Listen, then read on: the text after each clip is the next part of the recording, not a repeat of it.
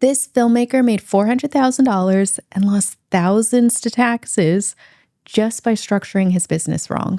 Let's talk about it. Your creative genius deserves the same precision behind the numbers. Welcome to Let's Get Fiscal, hosted by Anastasia, Maisha, and Danielle. Part of the women-led team at Coterie Tax. From smart tax moves to cash flow strategy, we decode everything it takes to run a thriving, creative business so you can scale with confidence and sleep easy at night. Press play and let's grow your business.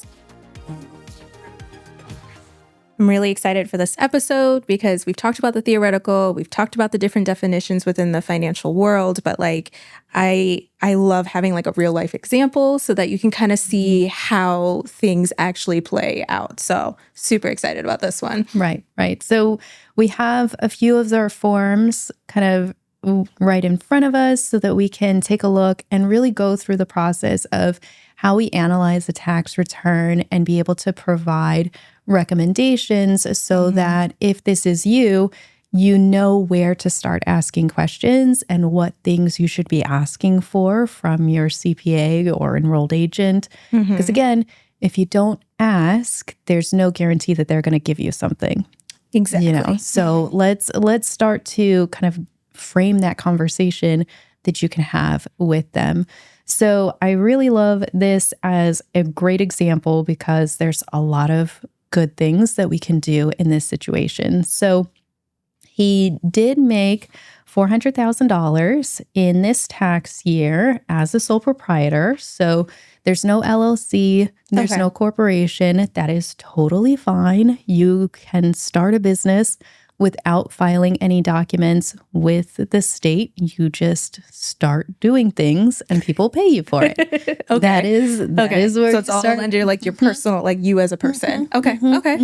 Post-production side note, we are going to be going through a lot of numbers and forms. So if you would like to follow along with us, come check us out on YouTube and you can walk through with us. So we have $400,000 in income. We've got some expenses and we end up with about $300,000 in profit, which is pretty standard for the kind of film and entertainment industry because most of it is service-based. So service-based businesses generally are going to have high profit margins because you don't have to buy inventory. There's no t-shirt or food or things that, you really need. You're selling yourself basically. Yeah. And that's going to be the biggest moneymaker. So in this situation, what we're kind of looking at is, as a sole proprietor, he's earning more than $100,000. Okay. So that's our first key, that he probably needs to have some sort of business structure. Okay. And so that's going to be number one. And then also number two, his profit is also very high. Yeah.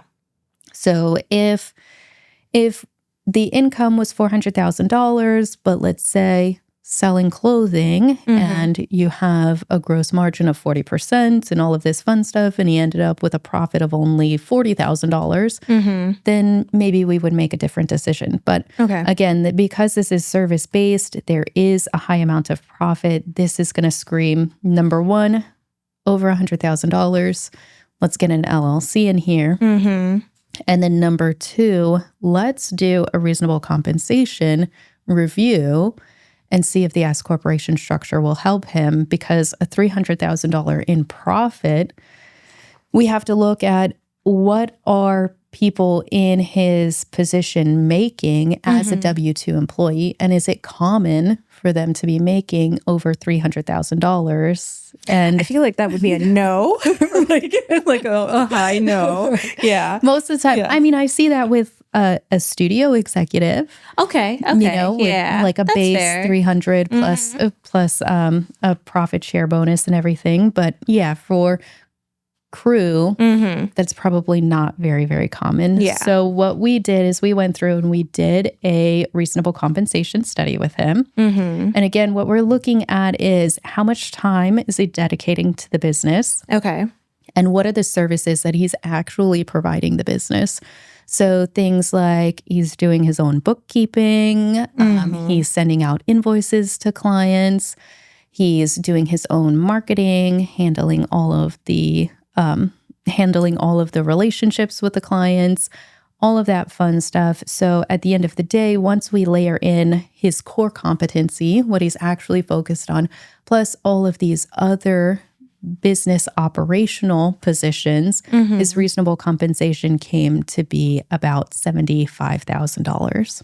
Okay. So right now he's paying Social Security and Medicare on $300,000. But he could have been paying it on the 75 if he was structured differently. Okay. If he was structured I'm a with little you bit still. differently. So in this tax year, it was $30,000 for Social Security and Medicare. And when we think about the $75,000 payroll, that's Social Security and Medicare of $12,000. So right off the bat, by doing one thing, we've saved him almost $20,000. That's amazing. Yeah. Yeah. Right. That's enough. Some people use that to buy a house. You know? Yeah. I mean, No. there you go. So we've done one thing. We've saved $20,000. But one of my big things is we did that by decreasing Social Security and Medicare. And the purpose of paying into that is so that you have benefits in your old age. Yes. So we have $20,000 extra dollars. Technically, let's take all of that money and let's put it into a 401k. So instead of it going into a retirement fund that is government controlled, let's put it into a retirement fund that is controlled by the business owner specifically. And based on his income tax bracket, at the $300,000 kind of layered in, he's paying about 35% in income taxes. So by taking his tax savings, putting it into a 401k, which is tax deferred, that counts as a business deduction.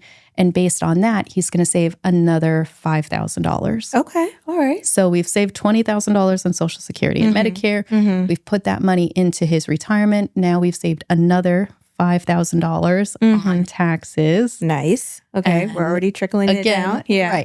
Right. So we have that. And then also, once we turn it into an S corporation, we're able to do something called the pass-through entity tax.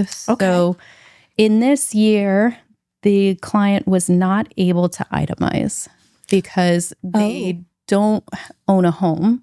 Okay. So they took the standard deduction, but they paid more because the state and local tax limit, so they call it the SALT cap, is $10,000. And so he paid $25,000 in state income taxes, but he was only able to deduct as an itemized deduction $10,000. So at that point, it was more beneficial for him to take the standard deduction. So he's paying all this extra in state income taxes, and there's no benefit to him. Yeah. So when we convert the company into an S corporation, we're able to do the pass-through entity tax, where the business chooses to pay the state income taxes on behalf of the individual. Ooh, okay. So, and sounds because nice. the business is not required to do so, it counts as a federal income tax deduction. Okay. So now he's able to save 25% on his state income taxes that he already had to pay. So again, paid $25,000 in state income taxes. If he had his S corporation pay that, he gets to save another almost $7,000 in federal income taxes. So now we're kind of at like a $30,000 tax savings, and we haven't even really done anything. Yeah, no, like we haven't dug through to like his expenses yet or anything like that. Yeah, that's literally just changing the structure. Yeah, and like how you're managing the business itself to like get the best things. Yeah, okay. Right. And so I can see in here, he paid $3,500 for accounting services in this tax year. I normally say if you want to have an S corporation, you need to invest minimum $6,000. So if you could pay $2,500 and someone will give you $30,000 where you would more than 10x, I mean, and that's where a lot of people see the big numbers from tax strategists and say, okay, well, I paid the last guy $300. Why am I going to pay you $6,000? And this is why. Yeah. It really is, you get what you pay for in those situations. So paying extra so that the person can take the time to create the strategy and make sure that you stay on point with that strategy is a huge deal. And that's another reason why the IRS comes in and they say, okay, so this guy made a profit of $300,000, but he didn't want to spend $2,500 extra to save $30,000. Yeah. Yeah. So there might be something else that's going on in here that we can dig into. And obviously he's got enough money for us to make it worthwhile to make do it so. worthwhile. So you can even look a little bit more fishy, I guess, or like at least like we got to take a closer look if you are just like making a crazy amount of money, but like there's no structure really in place. Right. Okay. Right. Okay. Because like I said, if they can see that you have a lot of money, but you're not investing it in your accounting services and like you said, the business structure and operating the business, then they know that you're going to kind of be a weak link and they can go after you. Okay. Because you don't have the structure. You don't have a strong team behind you. Yeah. So that's another thing. So to recap, what we've done is we've recommended an LLC, taxed as an S corporation, done a reasonable compensation study, pinned his reasonable compensation at $75,000, and recommended using the tax savings to fund a solo 401k, and then also taking advantage of the pass-through entity tax. So that's easy. That's the easy stuff. So now we're going to get into some of the larger items that I think are really good from a planning perspective that are a bit more complex. So when we look at it, number one, we want to really focus on bookkeeping for the client, making sure that everything is in the correct bucket. Because again, like I said, they don't argue that you spent money. They just argue that it's not in the appropriate location. And things like that. So we want to make sure that bookkeeping is used to tell an accurate and really strong story of the business. And then as the business owner is continuing to earn money, yes, in this year they would have saved $18,000, but as income increases, we want them to take even more money and put that into the 401k. So this year you can do $23,500 as an employee. Plus we could also do 25% of their payroll as a profit sharing to get that number even higher. So now we're saving even more money there. And then from there, especially when you have a high income service-based business that has a lot of profit, this is where people talk a lot about Airbnbs. And that's where it comes into play. So we have some free cash and, $300,000, you can pay 20% down on a $750,000 home with $150,000, then you still have $150,000 to live off of. Now, what is the benefit of doing that? So if you have the Airbnb, it's considered an active business as long as the average stay is below 7 days. And then we're able to take any of the losses that are generated from the Airbnb and use it to decrease this profit. And so what we do is we do a cost segregation. So again, if we use this $750,000 house, depending on the land, the value of the land and all of that fun stuff, I'm just going to say, let's say they said that between the 5-year and the 15-year property, it's $200,000. We're going to use bonus depreciation, just back at 100% to write off $200,000 in expenses. So he started out with $400,000. He had a profit of $300,000. We're taking $150,000. We're turning it into $200,000 worth of expenses. He's at 35% tax bracket. So now he just saved $70,000 on his taxes, which basically completely wipes out his income taxes for this year. Yeah. So and he has a property. He has an investment property that he's able to use that will continue to appreciate in value.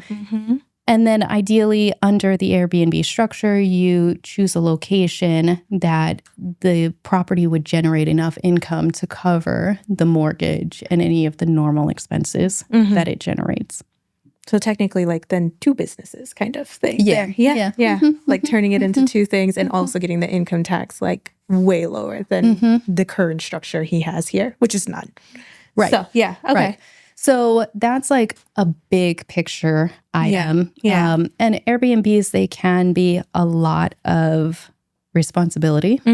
So especially if this is someone who is in maybe pre-family planning, maybe by the time they have a baby, they don't want to deal with Airbnb anymore.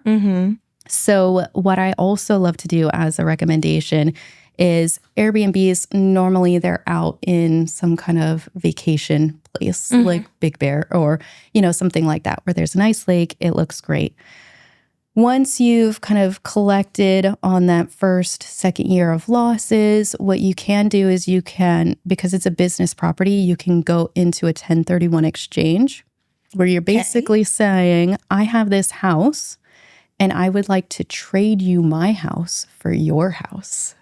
Now, why would someone want to do that? Because property appreciates in value, and especially you've probably done some renovations and things like that. What that allows you to do is you are able to take possession of the other house without recognizing any of the capital gains on the property. So if you sold the house for cash, you would have capital gains tax come in, and then you would be using that cash to purchase another property. What we can do is we can do a straight trade, and then we defer all of those capital gains. And then what's really fun is after a 1031 exchange, you wait 2 years so you can buy a house in the city that you love, put in a long-term renter in there so that it's generating the cash. It's not a huge responsibility, a heavy lift for you. And then after 2 years, you can transfer the property to yourself and it can be your primary residence and you can live there. And now you just bought your forever home. So you basically paid the $70,000 because you got $70,000 worth off on your taxes. And then you were able to renovate it, get all these tax savings, do all of these things.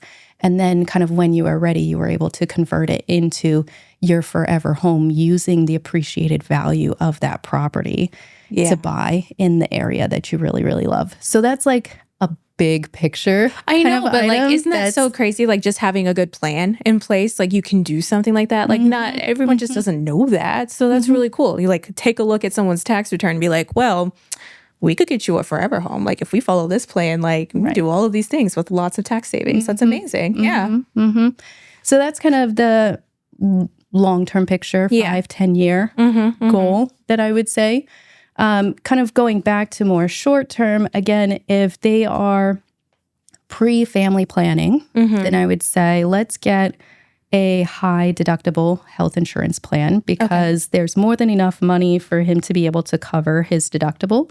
So what that enables him to do is open up an HSA and an investable HSA. So an HSA, it's a health savings account and it's only available if you have high deductible healthcare plan because a high deductible means, it's going to cost you a bunch of money in order to pay all these doctor's visits. So you're able to put money into this special savings account.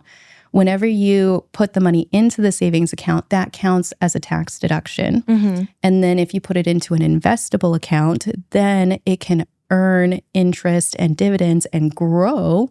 And then when you take the money out, you don't have to pay taxes on it. So no tax going in, no tax coming out. Plus you're taking out more money than you put in initially. So that's a great short-term plan. Yeah. And again, I mean, it maxes out at $4,300 for the year, but it's still a couple of $100 that he would get tax-free, off on his taxes to be able to do that. And then also because we are maximizing the solo 401k, putting a whole bunch of money in there, that's going to be a tax deferred account. So we have to keep in mind that those accounts have to be empty at the end of life expectancy. Okay. So we don't want to put all of our retirement money into tax deferred, because then that's where you get into situations where you make more money in retirement than you do when you're working. So in this situation, I would recommend starting a backdoor Roth. Okay. So that's where you take an empty traditional IRA, one that has no funds in it.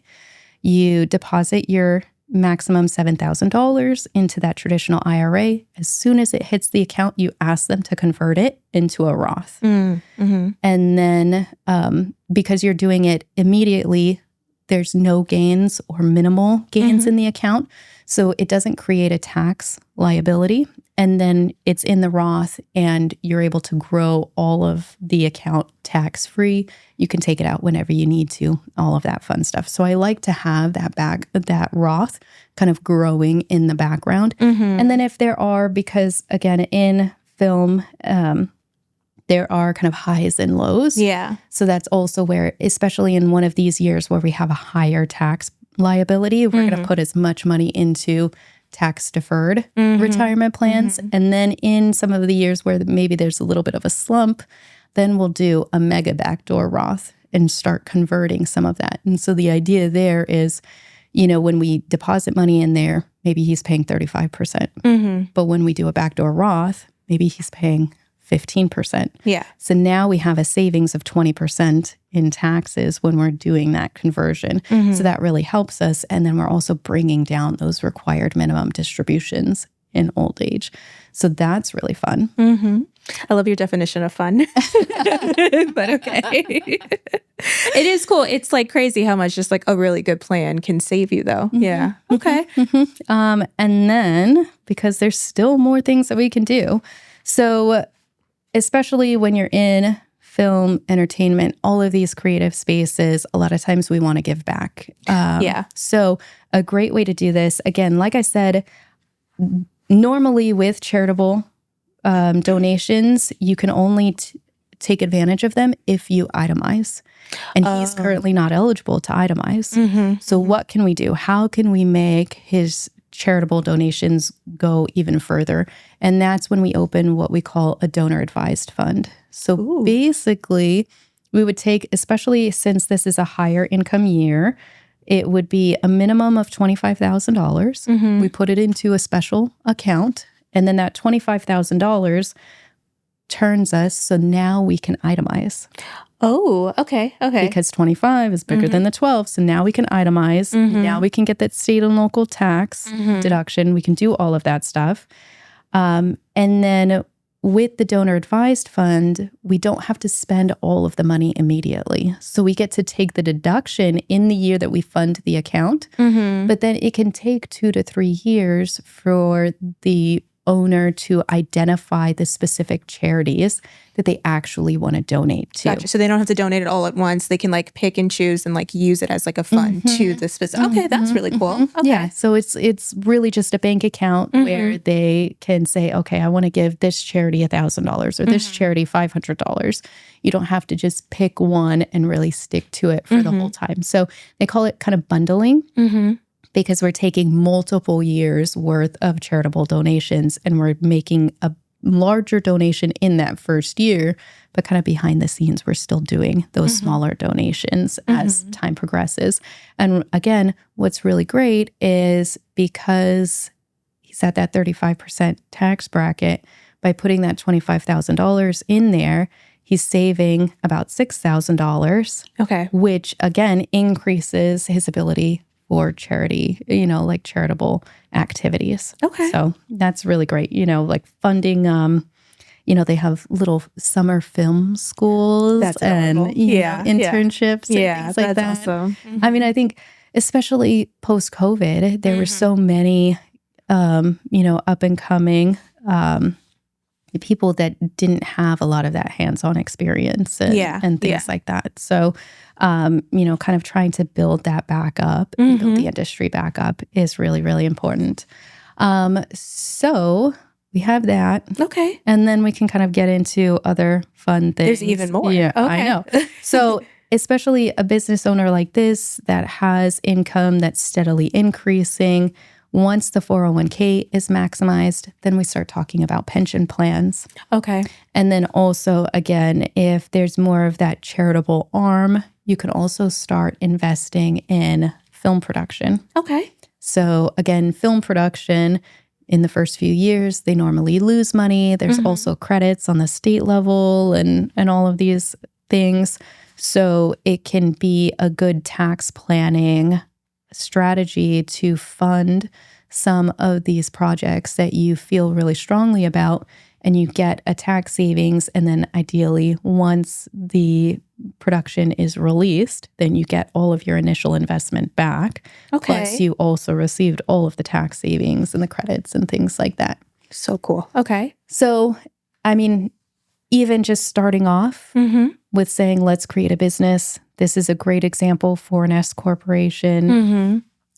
And doing nothing more really helps. But you can also see from the strategy how, depending on the lifestyle of the person, you know, are they really big into charity and, you know, kind of bringing up the next generation? Are they really focused on family planning? Are they really focused on investing? You know, really, what is that goal and how we can plan things out in Based a off really, really super effective way. And now the taxes are working for you instead of against you. Yeah. So if you would like to save $30,000 every single year, put a comment below or schedule a consultation. Don't forget, you can check out our YouTube, be able to follow along. I know, like Maisha said, sometimes it's a little bit easier when you can actually see and feel the numbers. So I hope this gave you a little bit of insight and helps you create that conversation with your tax professional.